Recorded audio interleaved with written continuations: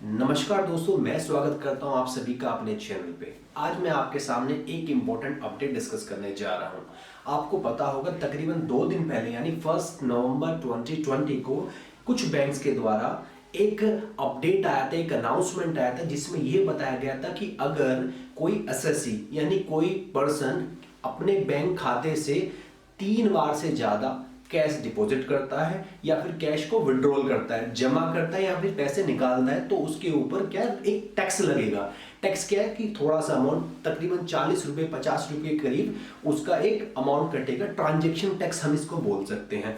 लेकिन मैं आपको सभी को बता दूं, मैसेज क्या जा रहा है पब्लिक में। मैसेज ये जा रहा है कि गवर्नमेंट यानी बीजेपी की गवर्नमेंट ने या फिर रिजर्व बैंक ऑफ इंडिया ने ये पॉलिसी बनाई है सभी बैंकों के लिए। तो ये थोड़ा सा एक मिथ है। मैं आपको बताना चाहता हूं कि ऐसा नहीं है, बिल्कुल भी नहीं है।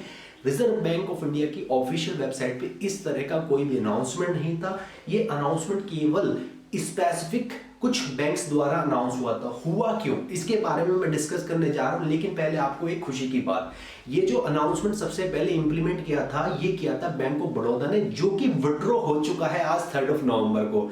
यानी बैंक ऑफ बड़ौदा ही कि जितने भी कस्टमर्स जो परेशान हो रहे थे कि हाँ बैंक्स अब हमसे 3 बार से ज़्यादा अगर हम पैसे डिपॉजिट करेंगे या फिर पैसे वहाँ से बैंक अकाउंट से निकालेंगे, चाहे हमारा सेविंग बैंक अकाउंट हो चाहे हमारा करंट बैंक अकाउंट हो, तो अब आपको किसी भी तरह का ट्रांजेक्शन टैक्स नहीं देना पड़ेगा।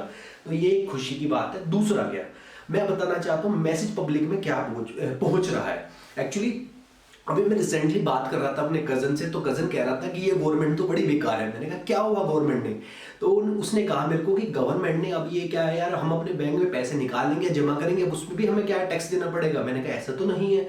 तो बोल रहे थे नहीं ऐसे ही यहाँ पे सब बोल रहे हैं। मैंने कहा सब बोल रहे हैं, क्या बोल रहे हैं? कह रहे हैं बीजेपी गवर्नमेंट ने ये अनाउंसमेंट लेके आए। तो मैं पहले आपको बता दूं, जितना भी बैंकिंग सिस्टम है इंडिया के अंदर, उसको रेगुलेट करता है रिजर्व बैंक ऑफ इंडिया। अगर रिजर्व बैंक ऑफ इंडिया यानी गवर्नमेंट की तरफ से कोई नोटिफिकेशन आती है, तो रिजर्व बैंक ऑफ इंडिया उसको खुद अपनी ऑफिशियल वेबसाइट पे इस चीज को चर्चा करेगा और मीडिया के सामने बताएगा। अब हुआ क्या, आप सभी को मालूम ही होगा कि काफी टाइम से कोविड की वजह से सारे जितने भी बिजनेसमैन है, सभी का बिजनेस एकदम से बंद पड़ा हुआ है। तो सेम चीज बैंक्स द्वारा, बैंकिंग कंपनी द्वारा भी फेस की जा रही है। आज के टाइम में बैंक्स का काम क्या होता है, आपसे पैसे लेके फर्दर इन्वेस्टमेंट करना, साथ ही साथ आपके पैसे पे भी आपको क्या है, ब्याज देना है। आप एफडी कराते हैं, बैंक से अच्छा ब्याज ले सकते हैं। सेविंग बैंक अकाउंट में अगर आप पैसे रखते हैं, आपके पैसे सेफ रहते हैं और उस पर आपको इंटरेस्ट भी बैंक से मिलता है, राइट। तो बैंक का क्या काम होता है, फर्दर आपसे पैसे लेके फर्दर इन्वेस्टमेंट करता है। तो आज बैंक के लिए भी बड़ा एक रिस्की टाइम है कि इन्वेस्टमेंट लगातार गिरते जा रहे हैं। तो बैंक्स को भी समझ में नहीं आ रहा कि किस तरह वो अपने बैंकिंग सिस्टम को रन करेंगे। बैंक के पास रेवेन्यू की कमी है, तो उसी पर्सपेक्टिव के लिए अपना रेवेन्यू बढ़ाने के लिए बैंक्स ने ये छोटा सा टैक्स लगाया था कि जो लोग 3 बार से ज्यादा बैंक से पैसे निकालते हैं, जमा करते हैं, तो उनके ऊपर एक छोटा सा नॉमिनल चार्जेस लगेगा। ओके, लेकिन इसका दूसरा एंगल भी था।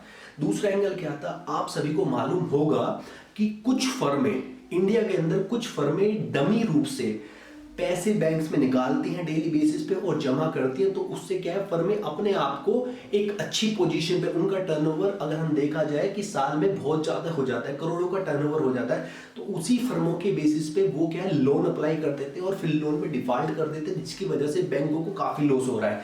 तो ये दूसरा पर्सपेक्टिव था जो कि आम जनता को नहीं पता होता, राइट। तो पहला पर्सपेक्टिव जो था, बैंक को अपना रेवेन्यू बढ़ाना था। तो दूसरा पर्सपेक्टिव था कि बैंक को इन डमी फर्मों के ऊपर लगाम लगानी थी। तो इस पर्सपेक्टिव से ये थोड़ा सा नॉमिनल चार्जेस लेके आए थे। लेकिन वाकई में कुछ ऐसे कस्टमर्स होते हैं जिनको जेन्युइनली नीड होती है, जैसे एक नॉर्मल होलसेलर या फिर ट्रेडर, एक नॉर्मल जो डे टू डे बेसिस पे ट्रेडिंग करता है या फिर होलसेल करता है, उसके पास कैश आता है। अब वो कैश को अपने घर पे या दुकान पे नहीं रख सकता, चोरी का डर है, ठीक है ना। तो उनको जेन्युइनली बेसिस पे बैंक में पैसा डेली बेसिस पे या फिर हर दूसरे तीसरे दिन जमा करना पड़ता है और निकालना भी पड़ता है एज पर द रिक्वायरमेंट। तो उन लोगों के लिए ये चीज काफी बर्डनफुल थी, जिसका अभी सॉल्यूशन ये निकला कि जो बैंक ऑफ बड़ौदा है उसका काफी विरोध हुआ और बैंक ऑफ बड़ौदा ने ये जो अपना अपडेट लेके आए थे, जो अनाउंसमेंट की थी, ये वापस ले ली। साथ ही साथ काफी बैंक्स भी इसके बारे में सोच ही रहे थे, लेकिन अब बैंक ऑफ बड़ौदा ने वापस ले लिया, तो बाकी जितनी बैंक है इस चीज को वापस ले लेंगे। आई होप ये इन्फॉर्मेशन आपको बहुत अच्छा लगा होगा और इस तरह की नॉलेजफुल इन्फॉर्मेशन जानने के लिए हमारे साथ जुड़ रहे हैं। Thank you very much.